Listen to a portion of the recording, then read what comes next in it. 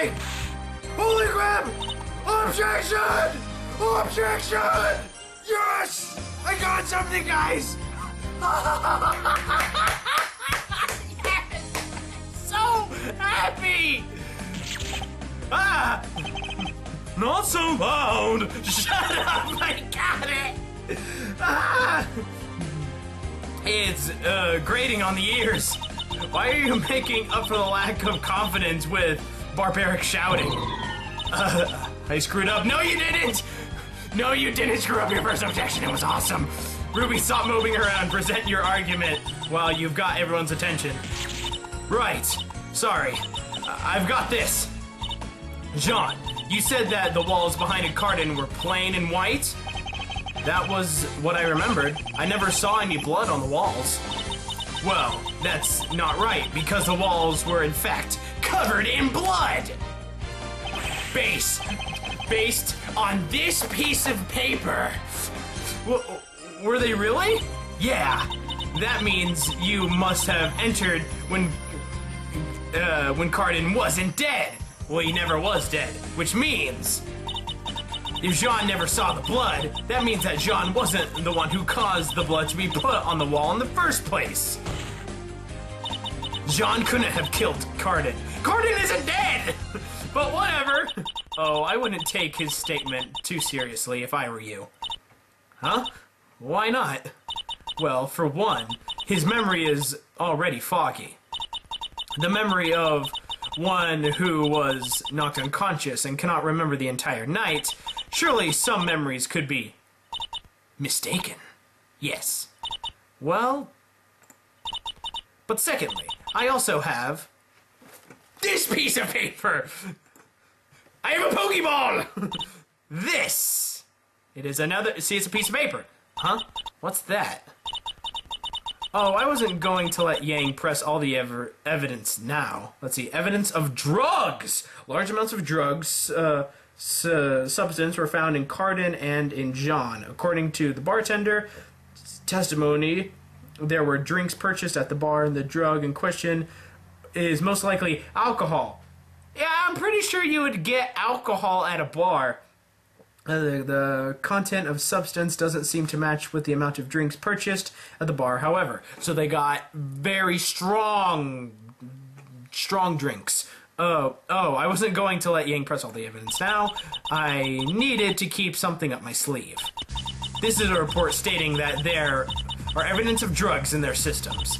Due to the circumstances, and testifying from the bartender, the drug in question would be alcohol in this case. Evidence of drugs added to the court record. Oh, that's just great. Amazing, I tell ya. I never thought John would be an alcoholic. Just because he drank doesn't mean he's an alcoholic! Me too. Maybe someone slipped it to him. Or maybe he had just having a really rough time right now. Due to the fact that Jean Arc suffered a blow to the head, as well as evidence of alcohol, we cannot take his statement at full value. Not to mention that even if he were to have seen Cardin before there was no blood, Pokeball! Jean was the only one found in the room.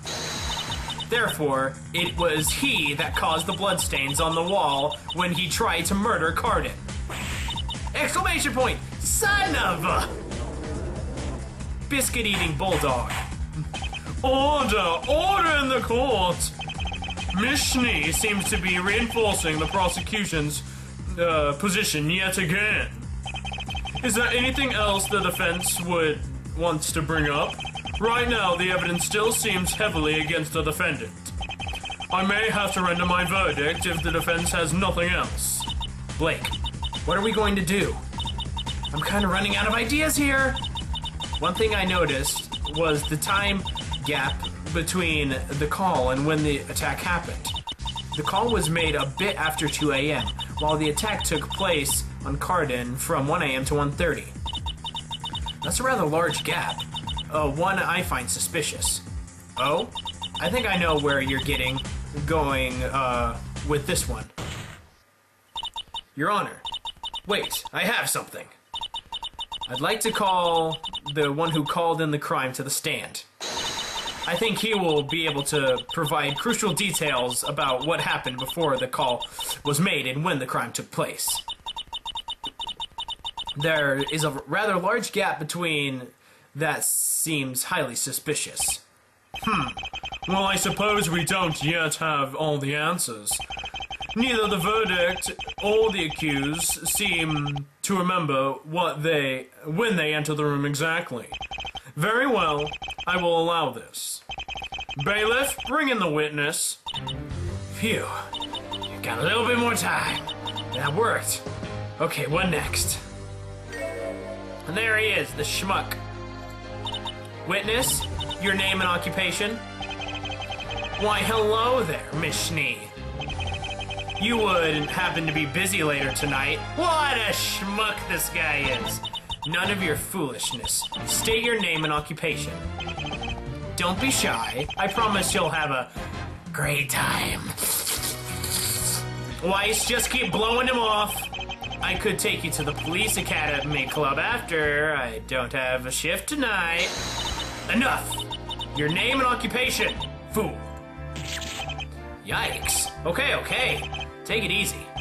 My name is James Newick. I'm a bouncer at the Beacon Police Academy's local club. Oh, a bouncer. So you mean like a guard for the club? Exactly. I guard the entrance to the club and I decide who gets in and out. Non-18? Beat it, pal. You ain't getting in. Oh, 18. Oh yeah, I can drink now and go into bars. Cool, rock out, man. I'm also the best in the business.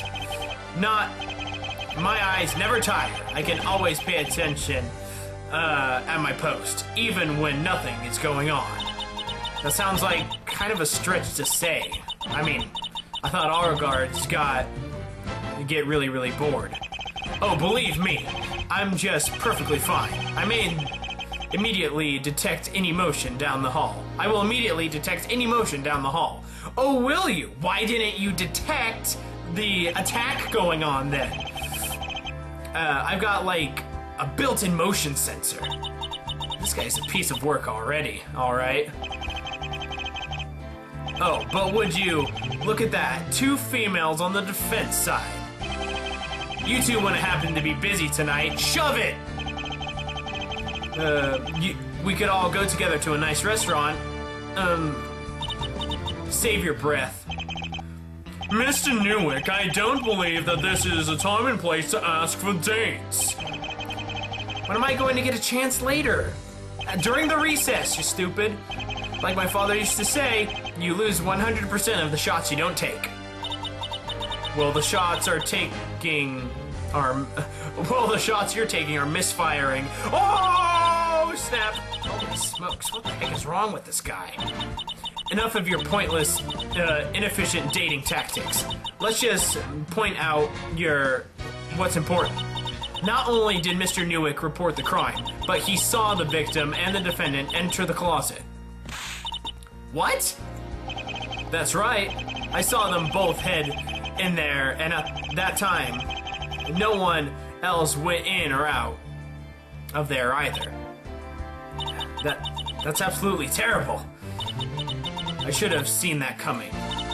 Well, I think we're in for a world of hurt. Now then, Mr. Newick, your testimony and my Pokeball. Anything for a lovely lady such as yourself. Ellipses. This guy's nuts. But he sure has a lot of confidence. Alrighty. Witness testimony. I was on the usual night shift, starting at around 1 p.m. till closing time. My shift has me positioned just outside the club door. I have a view of the entire hallway of the closet. I was the only guard monitoring the section of the hallway and club that night. The club was getting rather quiet, so there weren't too many people around the club or in the hallways. When Cardin comes up to me, slurring all sorts of drunk nonsense at me, he starts yelling at me, and I start to get real angry, so I start yelling back. I tell him to buzz off. I don't want to deal with some drunk I don't know. Wait, if you don't know him, then how did you know his name was Cardin? Later, I saw him go in the closet. Maybe 15 minutes later, I see Jean head in the closet too. Eventually, it's getting really late and I haven't seen them come out. I just finished my shift around 2 a.m., so I decided to check on it and came upon the crime scene. I'm frankly surprised your testimony didn't include you ogling some girls in it. Hey, I may like the ladies, but I was telling the story straight just for you. Of course I saw some nice girls in my shift. I bet Weiss is regretting saying that now. Before we begin, you mentioned that you monitored the hallway the entire time. Was there any point in which you didn't? Bathroom break, maybe? I might have gone to the bathroom after I saw Cardin go in. I can't hold it forever, you know? I came back in like a few minutes. Maybe 5 at most. So what you're saying is that there was a point someone could have gone in before Jean. Yeah, sure, I guess, but it's not like anyone could ever came out ever again. And what about the hallway itself? What was the traffic flow like? Oh well, it was quiet after 1 a.m. After that, it's usually easy to see who comes in and out of the hallway. Before 1 a.m., it's not easy to see who is around, since I also have to allow guests into the club. It takes away my attention from the hall. It's a new testimony added to the court's record. The defense may begin their cross-examination now. All right, Your Honor. Time to crack you. You flirtatious nut. Wait. Does that sound right? No, I don't think it does. Okay, cross-examination. I was on the usual shift, starting at around 1 p.m. till closing time. Press. So, you take the night shift. What time does the nightclub usually close? Around 2 a.m. That's when my shift, finally ended. Well, that sounds pretty early to me for a nightclub. It usually gets quiet around 1 a.m. A lot on weekdays, so we close early. Weekends are different. Are a different story. We open later. That makes sense. So, what exactly do you do on your shift? My shift has me posted just outside the club door, and I happen to have a view of the entire hallway where the janitor's closet was located. So you just look out and you can see the janitor's closet right there. That's right. I can see all the way down the hall. Sometimes I spot people go in as a couple in there. Oh, for a little kissy time. Some kind of kinky stuff, if you ask me. I didn't need to know that. Thank you. No one did.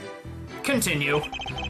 I was the only guard monitoring the section of the hall and the club that night. Really? Just one? Why is that? Weekdays are low traffic at night, and it's not like some super executive club. There is usually only one guard at the time on the outside of the club. Sounds kind of lonely if you ask me. Well, you're free to join me anytime you'd like, you know. No thanks, you're creepy. Will you refrain from hitting on the prosecution and the defendant? And the defense, please. Well, at least we can agree on that thing now. Alright, alright. Don't get your panties in a knot. Anyways, the club was getting rather quiet. So, there weren't too many people around in the club and hallways. So you're saying that it wouldn't have been hard to see who went in the closet. Exactly. And honestly, it's the most interesting thing to look at when things get quieter. If you see people go in there, Usually, something funky is going on. Something getting funky in here. Pretty sure the janitor doesn't know about it, though. Yeah, but if he takes a black light in there, he's gonna see some stuff. Can you stop mentioning kinky and funky stuff, please? I'd like to not imagine it, please. Maybe you should... Objection! No! No! No, I don't! Now continue. When Cardin comes at me, slurring all sorts of drunk nonsense to me, he starts yelling at me, and I start to get real angry, so I start yelling back. What exactly about? So he was just being a drunken sailor, kinda.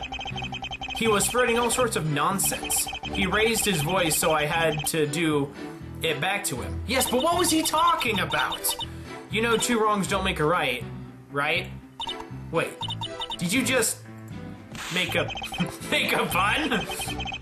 Sure it does. I have to put him in his place. I am the bouncer after all. I'm not supposed to take that kind of stuff from people. I tell him to buzz off. I don't want to deal with some drunk I don't know. Yeah, hold it. That's kind of mean. I mean, people know you don't... people you don't know could be friendly. After a while. I'm the one to talk. I still have trouble making friends with strangers. Yeah, okay. Whatever. It was really annoying me after a while, so I told him to go take a hike. I saw him stumble a bunch, and then... Later, I saw him go into the closet. Maybe 15 minutes later, I see John head into the closet too. See, where's his testimony? Right there. About the bathroom break and the hallway traffic flow. Let's check this. Okay, saw Cardin enter the closet and John enter the closet. Had a 5-minute bathroom break after Cardin entered the closet, and when he came back, John entered the closet a bit later. No one entered the closet. Okay, so...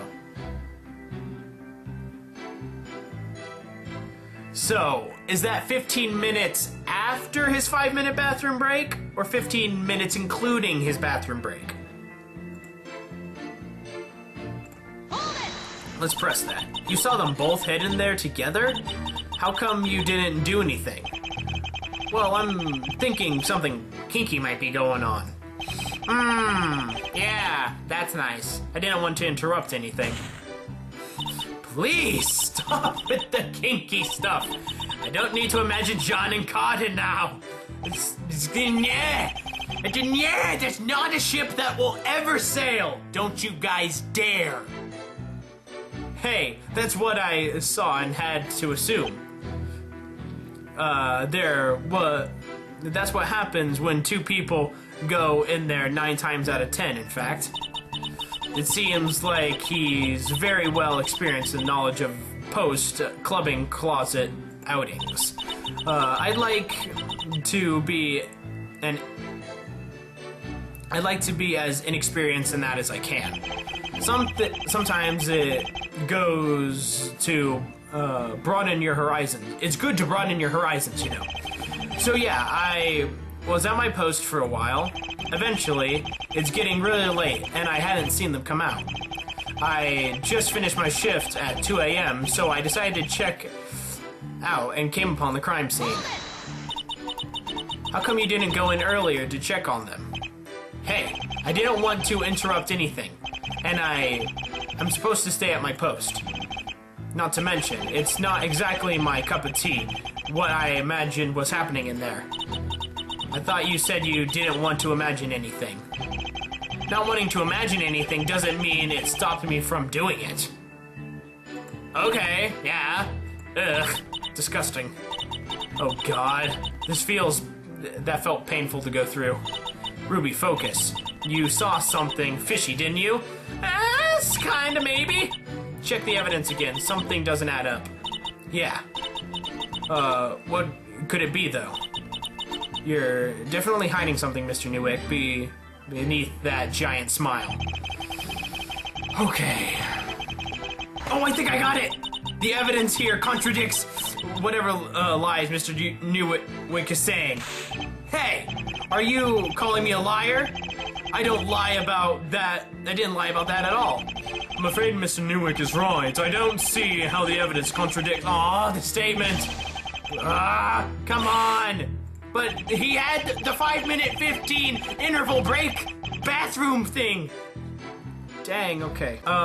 It says that right here in his testimony, right here, it's harder to spot people down the hallway before. So before the club started to die down. So somebody could have been hiding in the closet to clock Cardin. I mean, I'm just saying. Wait a minute. Wait, I think I got it. His shift begins at 2 p.m. It ends at 2 a.m. That's a 4-hour shift. That is not long at all. I don't care who you are, you can hold your pee for 4 hours. Because, okay. So, here's my reasoning, even though the game itself can't reason like this. Okay, so, it's hard to see people before 1 a.m. So, somebody could have hidden there to bonk Cardin. And they could have escaped down the garbage chute. They could have hid in one of the small recycling bins, or behind the school supplies or cleaning supplies, bonked Cardin, made John look like it happened, and then slid down the garbage chute. You see, that's my reasoning. That's my reasoning right there. But, you know, I can't just say that to the game. Oh, I see it now! I see it! He met him on July 1st, but he states that he never met the guy before. So, see, I was originally right. I just wasn't thinking clearly, doing the good stuff. Okay, tell him to buzz off. I don't know. I'm gonna present Cardin's planner. Objection, mister! So you mentioned that you didn't want to deal with some drunk you didn't know. Yep, I've seen Cardin a few times pass by into the club, but I've never really talked to the guy. Oh yeah? According to Cardin's piece of paper, you were supposed to have a meeting with him, weren't you? Yeah, well, no, that was a rather intense reaction. Are you going to lie to the court and saying that you never ever met, and talked to Cardin? What relevance does this have to do with the case at hand? The fact of the matter is that Mr. Newick only saw the victim and the accused, ever enter and leave the janitor's closet. Well, what about security cameras? Weren't there any around? Security cameras all around campus were disabled at 12 a.m. due to technical difficulties. Sounds suspicious to me! Okay, but before Cardin would have entered the closet, Mr. Newick is the sole witness. Okay, got that info. Yeah, well, Ruby, have confidence. You're onto something great. Keep on going. Okay.